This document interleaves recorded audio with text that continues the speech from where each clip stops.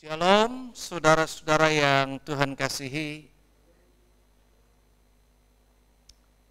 Pagi yang berbahagia buat kita untuk bisa tetap beribadah kepada Tuhan. Dan pada kesempatan hari ini, tanpa terasa kita sudah memasuki minggu ketiga dari bulan Februari. Begitu cepat waktu berlalu. Dan sementara waktu terus berjalan, maka tentu kita pun tetap harus mempersiapkan diri kita berpacu dengan waktu untuk menjaga kehidupan kita boleh tetap berkenan di hadapan Allah, menanti kedatangan Tuhan kali yang kedua. Dan Bapak Ibu Saudara kekasih Tuhan, dunia semakin bergejolak dan kita tahu bahwa persahabatan dengan dunia adalah permusuhan dengan Allah. Itu sebabnya kita semakin mau mendekatkan diri di hadapan Tuhan, bersahabat dengan Allah, karena dunia tidak dapat menolong kita dalam menghadapi situasi-situasi yang semakin berkembang, terutama dunia yang dilanda dengan pandemi COVID-19.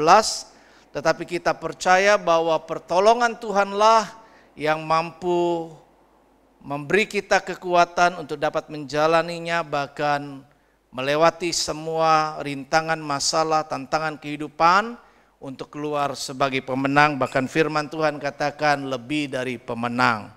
Hari ini kita akan belajar kebenaran firman Tuhan dengan tema jagalah hati tetap bersih. Sekali lagi, jagalah hati tetap bersih. Mengapa tema ini demikian bunyinya? Jagalah hati berarti orang-orang yang telah percaya kepada Tuhan, hatinya tentunya sesuatu yang kita jaga adalah sesuatu yang sudah ada sekarang. Nah, keadaan yang sekarang itu dikatakan jagalah hati tetap bersih. Berarti kondisi ketika kita percaya kepada Yesus, maka hati kita telah dibersihkan, dimurnikan oleh karya penebusan Tuhan. Dan bagaimana karya penebusan Tuhan itu dapat tetap kita jaga dengan hati yang tetap bersih, agar hati kita pun dapat seperti hatinya Yesus. Nah, kita akan membaca satu ayat saja di dalam Amsal pasal yang keempat ayat yang ke-23. Yang sudah menjadi ayat hafalan bagi kita. Firman Allah berkata demikian, jagalah hatimu dengan segala kewaspadaan, karena dari situlah terpancar kehidupan. Jagalah hatimu dengan segala kewaspadaan. Kalau dibicara tentang kewaspadaan, karena ada ayat lagi dalam 1 Petrus pasal yang kelima, agar kita berjaga-jaga, agar kita berhati-hati, agar kita waspada, karena musuhmu adalah iblis yang seperti singa mengaum-ngaum. Begitu ya. Jadi seperti singa yang mengaum-ngaum, karena itu kita terus harus berjaga-jaga. Dan apa yang perlu kita jaga di firman Tuhan ini menyatakan agar kita menjaga hati. Karena dari hati, dari situlah terpancar kehidupan kita.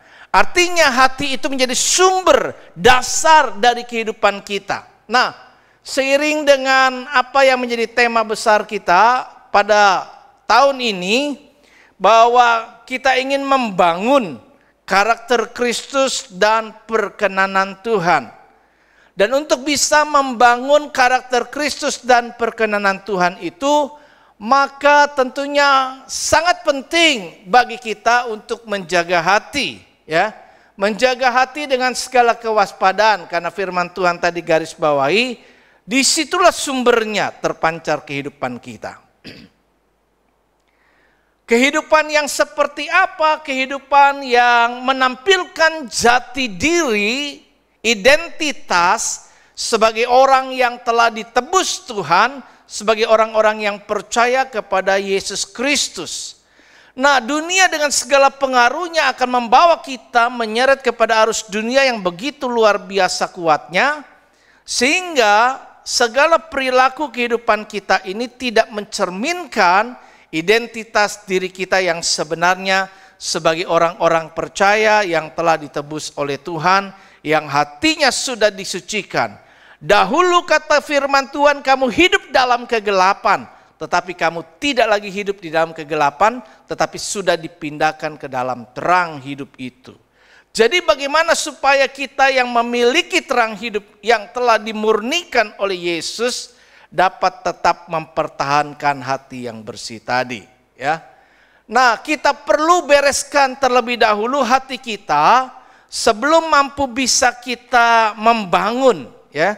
Segala sesuatu harus dirapikan karena firman Tuhan katakan bahwa di dalam Matius pasal yang kelima ayat 23 dan 24, jika engkau mau mempersembahkan sesuatu kepada Tuhan dan engkau mengingat yang lainnya punya masalah dengan orang lain atau orang lain juga menganggap punya masalah dengan kita, tinggalkanlah dahulu persembahan itu, bereskan dulu, berdamai dulu dengan orang itu, supaya pada waktu kita datang kembali kepada Tuhan dan mau memberikan persembahan, maka dengan hati yang bersih, dengan hati yang murni, tangan yang tahir, maka kita persembahkan kita akan menjadi persembahan yang berkenan di hadapan Tuhan.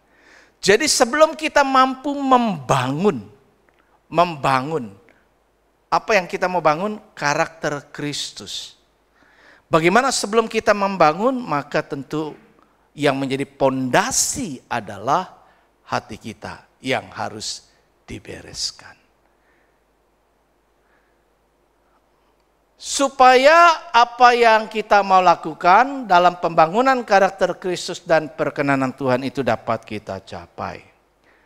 Nah, firman Tuhan juga di dalam Markus pasal yang ke-7 dikatakan mulai dari ayat 14 di sana, bahwa Yesus mau mengatakan bukan apa yang masuk ke dalam tubuh yang akan menajiskan orang, tetapi outputnya yang keluar itu yang akan menajiskan orang. Karena itu kita ketika berbicara bagaimana kita menjaga hati tetap bersih, di sini pertanyaannya bagi kita bagaimana? Bagaimana untuk bisa menjaga hati tetap bersih tadi, ya? Nah, ada 3 poin yang saya sampaikan. Yang pertama kita bisa pahami, garis bawahi dulu bahwa output itu hasilnya yang keluar dari kehidupan yang terpancar tadi dari sumbernya hati akan sangat ditentukan dari inputnya. Segala sesuatu yang masuk ke dalam diri kita bukan bentuk makanan. Kalau makanan keluar katanya masuk ke jamban. Tetapi segala sesuatu yang kita lihat, segala sesuatu yang masuk dalam panca indera kita, kemudian diolah, diproses input tadi, maka keluarnya nanti yang terpancar kehidupan kita tergantung dipengaruhi juga oleh inputnya. Dan tentunya kalau misalnya yang masuk ke dalam sebuah saluran itu air kotor, tentunya air kotor yang mengalir terdiri dari banyak kotoran-kotoran, maka supaya outputnya bersih, air bersih, maka tentu selama proses di sana, di samping kita harus memilah di proses awal, memilah mana kotoran kita singkirkan, tinggal air kotor yang masuk tadi dimurnikan, sehingga nanti keluarnya air bersih yang bahkan layak kita minum. Begitu menjadi proses. Artinya harus ada filter. Dalam kehidupan ini untuk bisa tetap menjaga hati bersih, maka kita harus mengenakan filter. Nah, filter yang kita kenakan bagaimana supaya kita bisa menjaga itu ada 3 poin. Yang pertama adalah mata. Firman Tuhan katakan mata adalah pelita tubuh dalam Matius pasal 6 ayat yang ke-22. Jika matamu baik, teranglah seluruh tubuhmu. Tapi jika matamu jahat, gelaplah seluruh tubuhmu. Ayat 22 dan 23 bagian A. Jadi, karena mata adalah pelita tubuh, maka penting bagi kita itu menjaga apa yang kita lihat. Ada banyak apa yang kita lihat itu bisa menggoda kehidupan kita. Firman peribahasa mengatakan dari mata turun ke hati, ya. Jadi dari pandangan mata kita akan kemudian masuk turun ke dalam hati. Jadi ketika mata kita, sensor mata kita ini tidak ada filter yang baik, apa yang bisa dan patut kita lihat dan apa yang tidak patut kita lihat, maka tentunya akan sangat berpengaruh. Ketika kita melihat sesuatu yang namanya pornografi, maka yang masuk ke dalam hati kita adalah sesuatu yang pornografi tadi. Ketika kita melihat sesuatu yang baik, maka sesuatu yang baik itu juga masuk ke dalam kita. Jadi tergantung di awal pertama adalah bagaimana kita mengelola mata kita. Supaya yang kita lihat adalah kita terima dengan baik.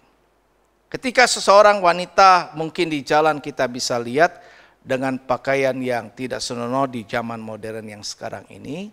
Namun ketika kita punya mata memperhatikan hal itu, maka bisa menjadi timbul sesuatu hasrat yang bisa menjerat kehidupan kita. Hati kita tidak murni. Jadi karena itu maka yang pertama penting bagi kita digarisbawahi untuk bisa menjaga hati kita tetap bersih adalah jagalah mata kita. Jagalah apa yang kita lihat dan buatlah filter supaya yang kita lihat adalah sesuatu yang baik. Yang kedua, bagaimana menjaga hati tetap bersih? Tentunya kita juga penting untuk menjaga pikiran kita. Apa yang kita pikirkan akan tersimpan di hati. Waktu kita bicara tentang positive thinking, berpikir positif, maka kita diingatkan bahwa seperti tanah, apa yang kita tanam di situ yang akan tumbuh. Pikiran yang masuk ke dalam kita menjadi sebuah input, pikiran itu diterima masuk tersimpan di hati, menggerakkan kehidupan kita atas apa yang akan kita lakukan. Kalau pikiran kita kemudian masuk ke hati menjadi sebuah kebencian, dendam, amarah, maka tindakan yang output keluar adalah tindakan-tindakan yang tentunya bisa merusak kehidupan orang lain maupun kehidupan kita sendiri. Jadi firman Tuhan menasihatkan di dalam Filipi pasal yang keempat ayat yang ke-8. Kata firman Tuhan supaya kita memperhatikan apa yang kita pikirkan dan pikirkanlah apa yang disebut sebagai semua yang benar, semua yang mulia, semua yang adil, semua yang suci, semua yang manis, semua yang sedap didengar katanya ya. Semua yang disebut kebajikan dan patut dipuji, pikirkanlah semuanya itu. Jadi firman Tuhan mengarahkan pikiran kita adalah pikiran-pikiran yang sifatnya adalah sesuatu yang benar, mulia, baik ya. Segala sesuatu yang telah diuraikan oleh kebenaran firman Tuhan. Coba kita kenakan pikiran, filter atas pikiran kita ketika ada sesuatu yang masuk untuk kita pikirkan, maka pikiran-pikiran yang tidak berkenan di hadapan Allah, pikiran yang tidak membangun kerohanian kita, kita buang. Kadang pikiran itu mencoba untuk menguasai, tetapi kita perlu segera menepis pikiran tadi dengan mengalihkan pikiran kepada hal-hal yang benar. Ya, jadi mari kita coba kendalikan pikiran kita dan beri hidup dipimpin oleh Roh Kudus sehingga pikiran kita akan dikuasai oleh Roh Kudus dan Roh Kudus tentunya adalah sesuatu yang baik akan kemudian membawa kita kemampuan untuk dapat juga berpikir seperti Yesus berpikir. Apa yang Yesus pikirkan seharusnya itu yang menjadi pikiran kita. Ya.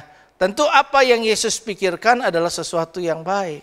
Nah kalau kita memikirkan seperti Yesus memikirkannya, maka kita akan menjadi serupa dengan Dia.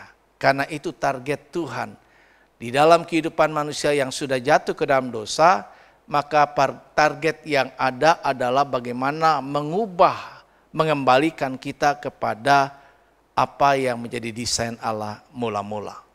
Karena itu mari kita coba belajar untuk menjaga supaya hati tetap bersih dengan cara membuat supaya pikiran-pikiran kita itu dikuasai Roh Kudus. Sehingga yang kita pikirkan adalah pikiran yang kudus, pikiran yang benar, pikiran yang adil, suci, manis, sedap didengar, dan seterusnya. Nah, yang ketiga, bagaimana menjaga hati tetap bersih, maka tentunya juga kita harus menjaga pendengaran kita. Apa yang kita dengarkan itu juga menjadi input bagi apa yang akan kita pikirkan. Dan selanjutnya juga akan masuk kembali lagi, semua akan bermuara ke hati. Ya. Jangan sampai nanti kita mendengarkan sesuatu gosip, sesuatu yang ini, kemudian diolah oleh pikiran dan akhirnya menggerakkan mulut kita untuk bercerita tentang gosip itu sendiri. Kemudian kalau kita dengar berita-berita atau pembicaraan yang sebenarnya tidak benar, yang disebut dengan hoax, maka kita juga mungkin akan mudah meneruskan hal itu dan ternyata kita sudah terlibat ikut-ikutan melakukan yang kita sebenarnya juga tidak ingin lakukan. Jadi mari kita latih pendengaran kita, dengarkan menjadi input buat pikiran dan juga hati kita agar inputnya baik, bersih. Maka sekali lagi perhatikan apa kira-kira yang kita mau dengarkan yang bisa membangun kerohanian kita. Kalau ada teman kita mengajak kita atau berbicara sesuatu dan kita menjadi pendengarnya tetapi sesuatu itu membuat kita bisa tidak bertumbuh rohaninya, ya sudah, jangan terima itu. Ya, mungkin kita mendengar kemudian masuk kiri keluar kanan.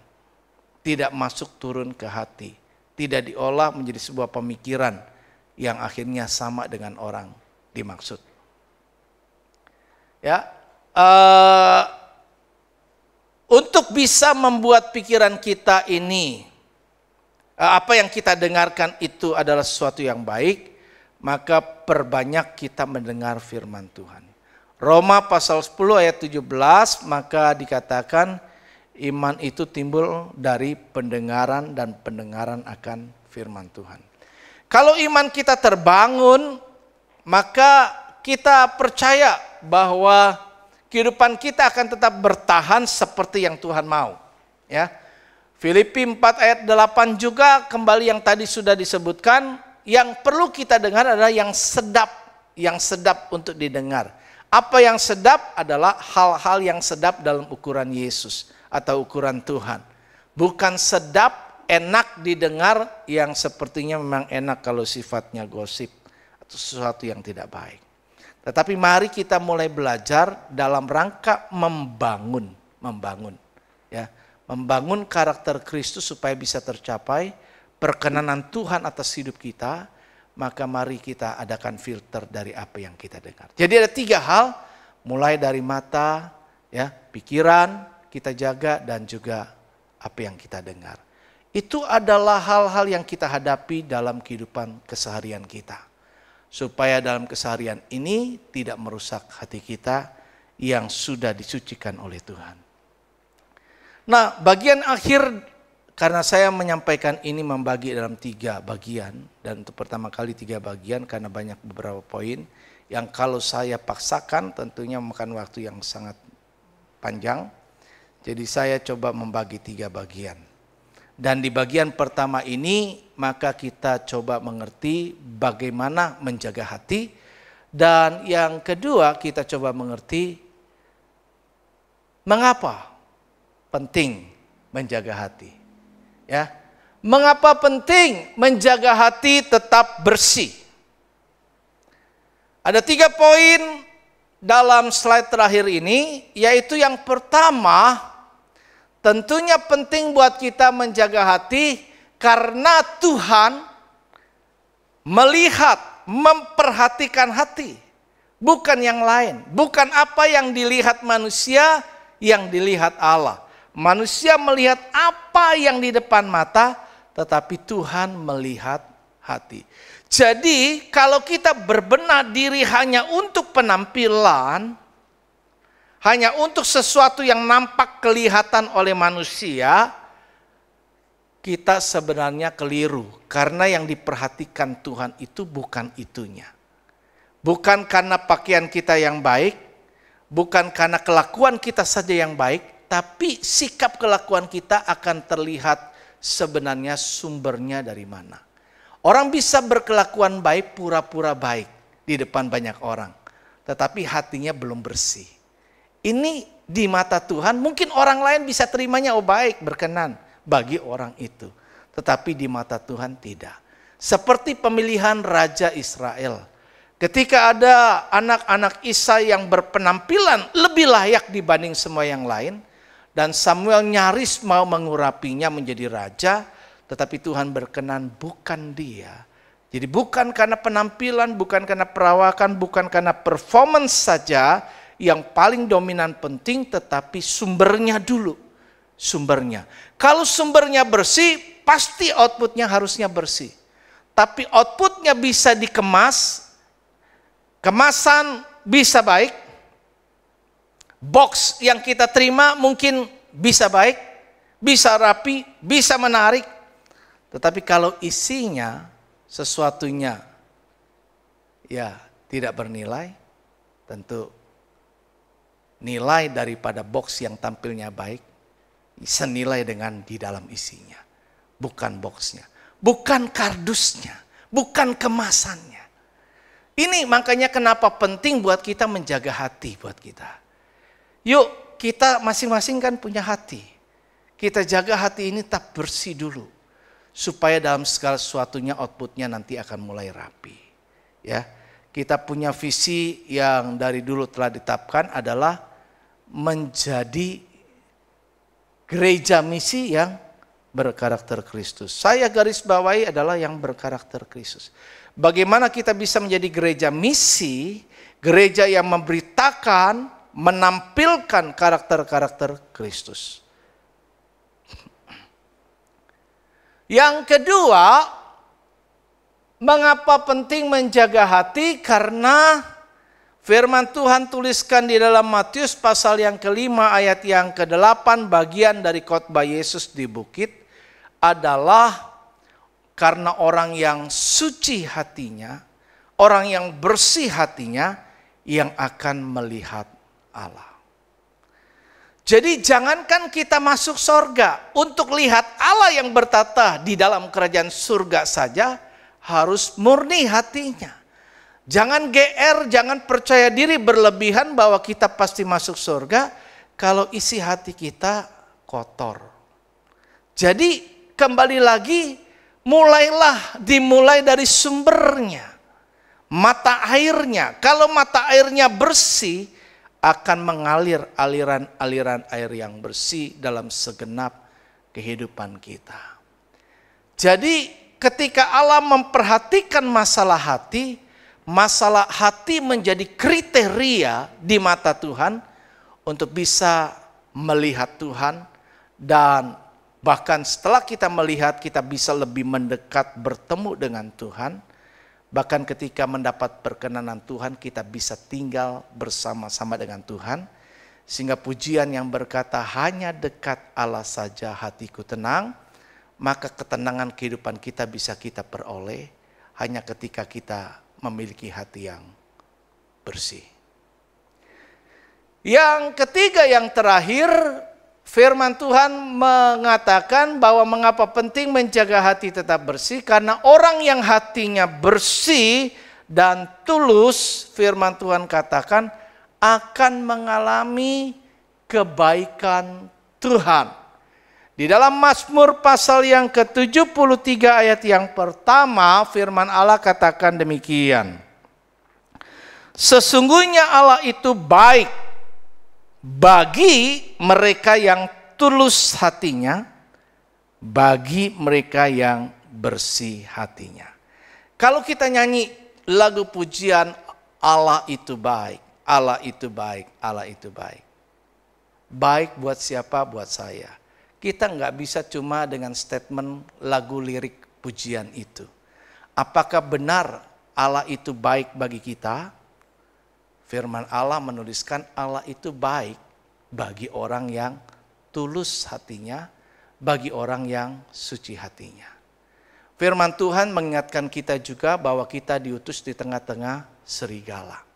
Artinya memang dunia ini tidak bisa kompromi dengan kita. Karena itu kita katanya harus cerdik seperti ular, namun tetap tulus seperti merpati. Tulus seperti merpati menjadi identitas, ciri gitu loh. Kepandaian kita, intelijensia kita pergunakan untuk di dalam beradaptasi dengan dunia, namun tetap mencirikan ciri-ciri identitas sebagai orang yang percaya kepada Tuhan. Itu yang dimaksud. Jadi kita akan mengalami kebaikan Tuhan. Siapa yang tidak ingin mengalami kebaikan Tuhan? Tidak ada seorang pun. Kita sangat ingin bisa dengan lagu kecaplah dan lihatlah betapa baiknya Tuhan itu. Bagaimana kita bisa mengecap kebaikan Tuhan tadi kalau tidak hatinya tulus, kalau tidak hatinya murni. Bahkan lebih jauh diingatkan kepada kita orang yang tidak bersih bisa kemudian kebalikannya ya. Jadi sebaliknya kalau kita dipenuhi hati yang tadi filternya tidak baik, lolos lewat sehingga mungkin kita mendengar sesuatu tentang diri kita yang dibicarakan orang lain dan membuat kita kemudian tidak suka, tidak berkenan atas apa yang kita dengarkan. Kemudian pikiran kita menyimpan hal itu, kita marah, dan amarah itu tersimpan di hati bersekian lamanya, tidak padam-padam, tidak hilang dari kita. Plak, menjadi plak-plak ya. Jadi saya belajar plak-plak gitu. Kalau di otak saya banyak plak, bisa menjadi sumbatan. Akhirnya menjadi stroke, gak bisa buat apa-apa. Ya. Orang-orang yang kemudian ngalamin stroke secara rohani gak bisa buat apa-apa. Gak bisa buat apa-apa. Disuruh ini, wah dia gak mau. Bahkan ada orang yang berkata, saya dengar satu hal kesaksian. Orang berkata kepada pendeta, Pak boleh gak saya izin tidak ke gereja 1 bulan. Loh kenapa izin minta ke gereja, tidak ke gereja 1 bulan? Karena waktu di gereja ada orang yang saya benci. Kalau saya di gereja melihat orang itu, pasti saya gak bisa nyanyi. Kalau ngelihat orang itu, waduh rasanya gimana. Mendingan saya nggak lihat deh. Gitu loh. Atau pilih, dia tidak ke gereja, saya ke gereja. Jadi mungkin ada sesuatu yang dalam kehidupan kita ini secara ekstrimnya, kita tidak bisa melakukan lebih jauh lagi. Kalau seandainya hati kita dibiarkan penuh dengan kebencian, dendam, amarah, ya, bahkan kepahitan. Kita punya masalah dengan seorang, kita biarkan itu berlarut-larut tidak diselesaikan tadi lebih dahulu, kemudian hati kita penuh dengan kepahitan. Akar kepahitan ini akan mengakibatkan sikap kita, perilaku kita, itu pasti yang terpancar dalam kehidupan juga tidak baik. Kalau sumbernya terang, maka yang terpancar suasana ruangan yang terang. Tapi kalau sumbernya mulai gelap, maka yang tercipta ruangan kegelapan. Dan di dalam ruangan kegelapan banyak orang tidak bisa melihat hal yang baik. Saudara-saudara kekasih, maka kita perlu menjaga murni hati, tidak ada kemunafikan di dalamnya. Tetapi kita menjadi orang yang polos, tulus. Bahkan istilah dunia, lugu. Apa adanya. Ya. Ada satu cerita yang menjadi penutup khotbah saya. Mungkin sudah kita pernah mendengar dan bisa kembali diingatkan. Bahwa seorang CEO mendekati masa waktu pensiun. Nah, sebelum pensiun tentu dia mempersiapkan siapa yang kelak menjadi penggantinya. Waktu mempersiapkan siapa yang perlu menjadi pengganti, tentu sebagai posisi yang sangat penting, maka bukan cuma skill yang diperlukan dalam pengelolaan manajemen, tetapi yang paling mendasar kalau kita belajar tentunya, dan ketika saya punya pengalaman wawancara banyak orang yang masuk mau melamar kerja dan saya punya kesempatan wawancarai, maka yang saya lihat dan prinsip saya, kalau kamu belajar ilmu yang diperlukan di perusahaan di mana saya kerja, itu bisa saya ajari. Tetapi dasar yang paling penting sikap hati kamu. Sikap hati kamu, attitude kamu seperti apa. Nah, untuk menguji sikap hati seseorang, maka CEO ini punya ide. Dia memberikan satu pohon yang mana benihnya ada dari pohon itu, pot bentuknya, dalam bentuk pot, kemudian diberikan kepada orang-orang yang mengajukan diri.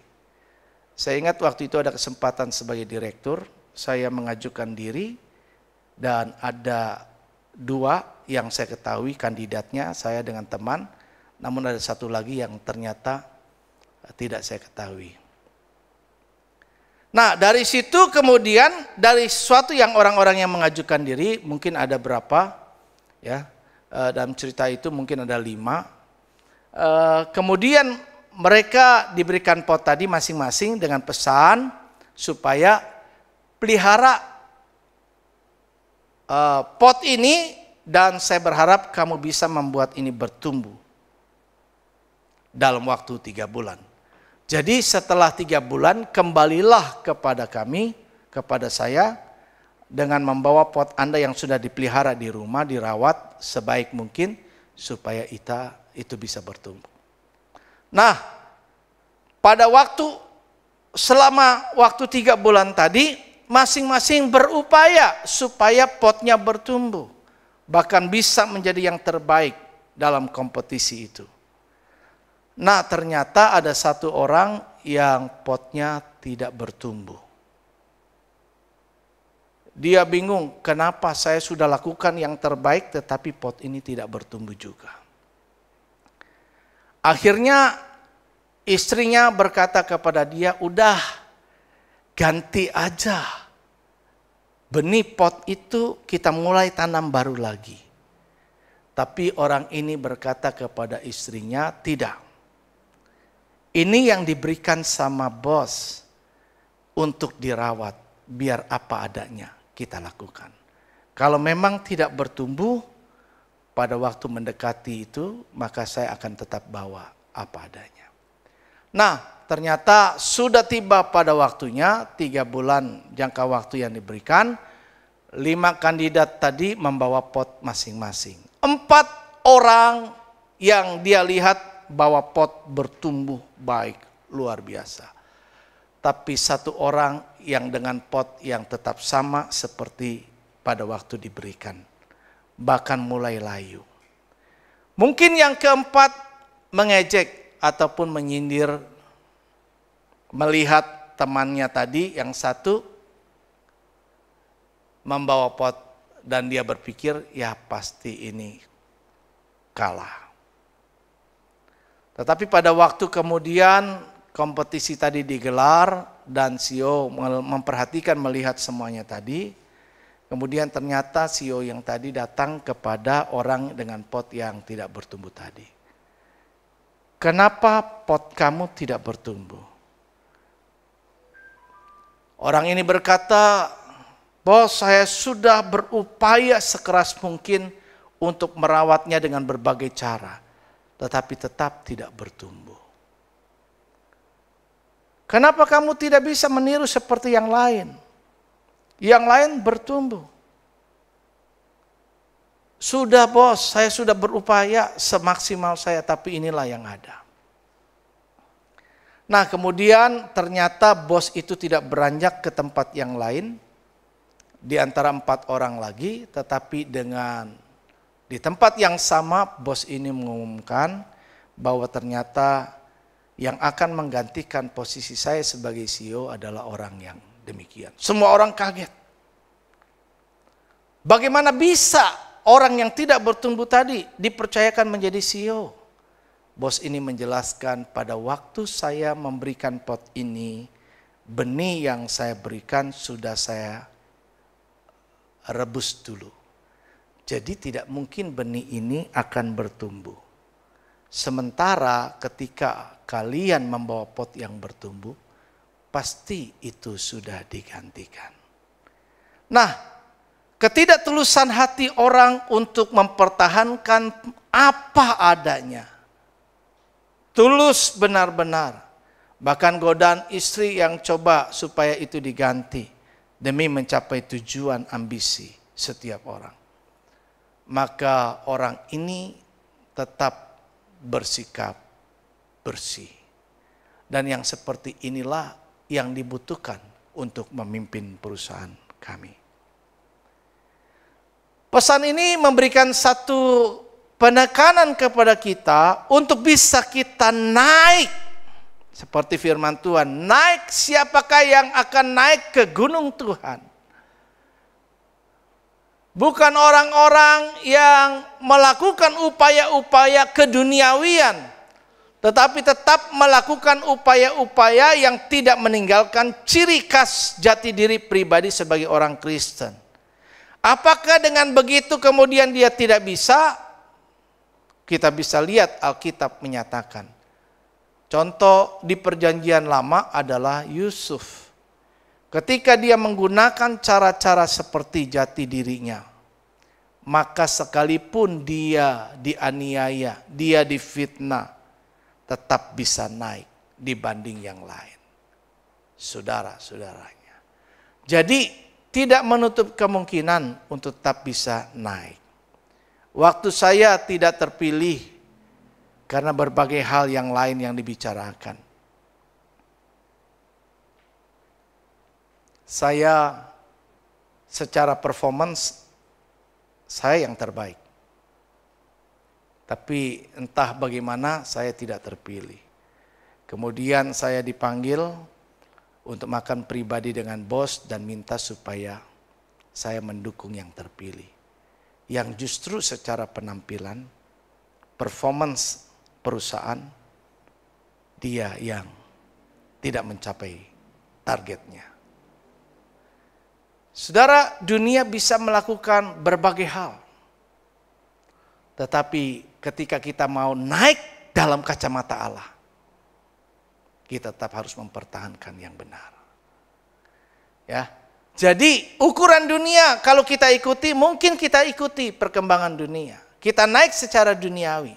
Tapi itu tidak seperti Tuhan pandang. Tapi kalau kita dibawa dari kemuliaan kepada kemuliaan oleh Allah pribadi, kita diangkat menjadi kepala dan bukan ekor, ya. Tetap dengan menampilkan jati diri, tidak mencemarkan diri dengan duniawi, maka percayalah bahwa Tuhan sanggup untuk membuat apa yang tidak pernah kita lihat, tidak pernah kita, apalagi? Tidak pernah kita lihat, tidak pernah kita dengar, tidak pernah timbul di dalam hati. Semua yang baik itu Tuhan akan berikan kepada kita. Dan saya sekali lagi ingat firman Tuhan yang menyatakan ketika bicara hidup takut akan Tuhan, yaitu Allah menyimpan kebaikannya bagi orang yang hidup takut akan Tuhan. Jadi disimpan, disiapkan, dan pada waktunya ketika orang itu bisa menampilkan kehidupan yang sesuai dengan apa yang Tuhan mau, maka kebaikan itu dinyatakan, dilimpahkan. Mungkin hari ini jalan hidup kita tidak enak. Mungkin hari ini kita merasakan banyak tantangan yang memberatkan, penderitaan, tidak sesuai dengan apa yang kita harapkan. Tetapi percayalah, firman Tuhan selalu mengatakan, semua akan indah pada waktunya. Kepercayaan, keyakinan ini tidak boleh goyah di dalam hidup kita. Dalam proses memang berat, tetapi outputnya akan lebih baik ketika prosesnya bisa lulus. Jadi sekali lagi, siapakah orang yang akan naik ke gunung Tuhan? Orang yang murni hatinya, yang tidak ada kemunafikan, dia akan naik ke gunung Tuhan, dimuliakan oleh Tuhan. Dia akan berjumpa dengan Tuhan. Dan siapa saja yang berjumpa dengan Tuhan pasti akan mengalami mujizat. Karena di mana Tuhan hadir, di situ mujizat akan terjadi. Kemudian dia juga akan diberkati Tuhan, kata firman Tuhan.